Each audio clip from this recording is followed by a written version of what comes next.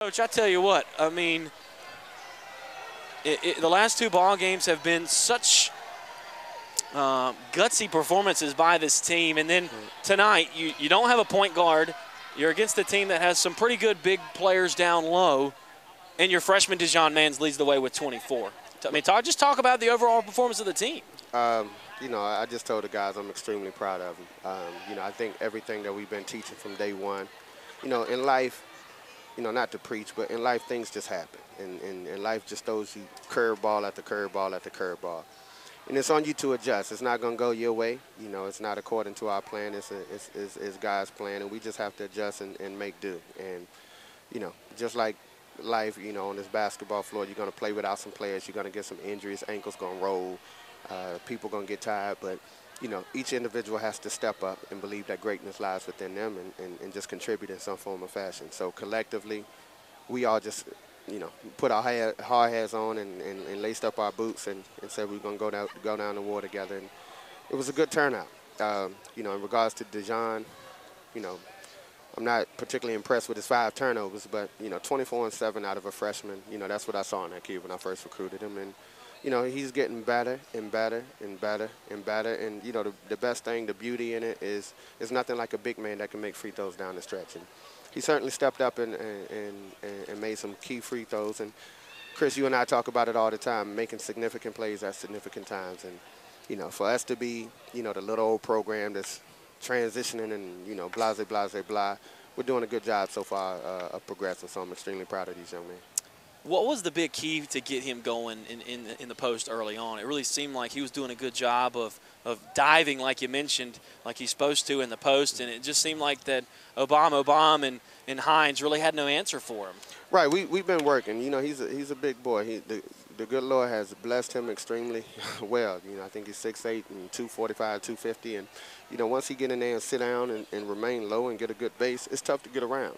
So you're pretty much at your own mercy whenever he decides to come in and step up and play. It's extremely hard. We stressed before the game him being physically violent. Now we don't mean that in a violent way, but just being extremely aggressive, establishing his position early on, and really demanding the ball. So we made it a point to really get it down there to him, and for the most part, he really got us out of a bad hole at the beginning.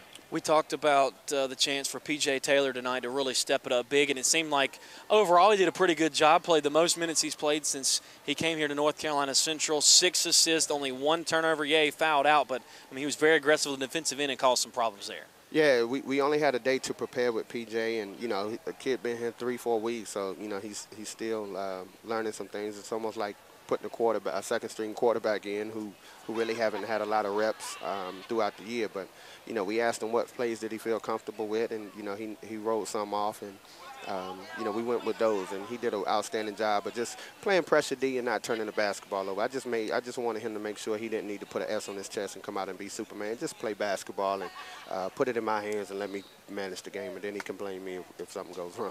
Down the stretch, C.J. Wilkerson was the man. You got him the ball when it mattered the most, and C.J. became Connell in that last possession. Yeah, C.J. is he has an alter ego. C.J. and Connell. I like Connell a little better. C.J. is too romantic, too sexy for me, so I like Connell, and he certainly stepped up and made some plays, and he's battling injuries. The kid played 40 minutes. He's cramping his ankle, his thigh. He's got knee, but he's a game and a competitor, so he certainly made some key plays down the stretch and stepped up and made some wonderful free throws for us. How gratifying is it right now to see some of the fruits of your labor here really shining here the back stretch of the season, especially with, like we've talked about, a depleted lineup, no point guard, and look at you, you're playing some of your best basketball. Yeah, it takes time, and it's beautiful to have that in front of our home crowd, and in front of a fan base that understands what we're going through and that's very supportive. When you set out to build a wall, you don't say, I'm going to build a wall. You just focus on laying a brick, each brick as perfectly as you can possibly lay it, and then you lay the next brick, and then eventually you'll look up and you have a wall. Now, by no means do we have a wall right now, but we have a couple of bricks that, we felt like we had to lay for the foundation, and hopefully good things will happen in the future. What is it about this team with the last 2 ball games, just gutsy performances? They've really just dug deep in each ball game.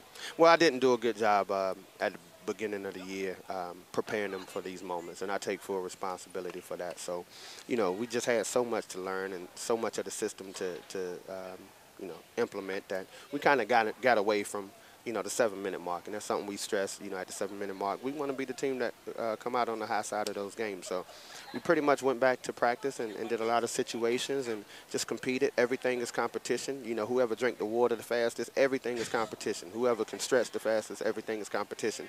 And I don't know if that's the answer, but it prepares these young men for these type moments. Player of the game tonight, the freshman from Raleigh, North Carolina, and we made a comment before the ball game that he scored at least 2 points in the last 9 ball games. Well, you could say he scored at least 2 in the last 10. Well, tonight he busted out big time, 24 points, nearly doubling his previous career high of 13 against Ball State. 7 rebounds on the night. Tonight's player of the game, Dijon Manns. And Dijon, first of all, congratulations on the effort tonight. Just talk about the team's effort in the win, your second straight. Well, basically, we just tried to come out and play hard from the get-go and play a complete game, because what was getting us early in a couple of games, we wasn't playing the whole game through. So when we got down to the stretch, we tried to just have some heart and play hard all the way through. It really seemed like they were trying to get you established early on. What was your key to get so many points in the first half? Well, Coach brought up the first play of the game, which was rub, which is a play for me to get the ball in the post. And once my first couple baskets went down, they just kept going to me. My teammates kept finding me. This was a gutsy performance tonight by the entire team, but just talk about the fact your starting point guard had to miss the game. P.J. Taylor had a chance to shine, and it seems like he certainly did that. Yeah, P.J., he stepped up real big this game, defensively and offensively. He ran the show, and we came out with a W. What did you see in the second half that were, I guess, with the foul trouble? How were you able to keep yourself from fouling out of the ball game? And what was your key down the stretch to hit those free throws? You seem to do a really good job down the stretch of the free throw line. Well, I've been a good free throw shooter for a while. I just try to stay focused and not listen to the crowd and just focus on hitting those free throws because I know my team needed them.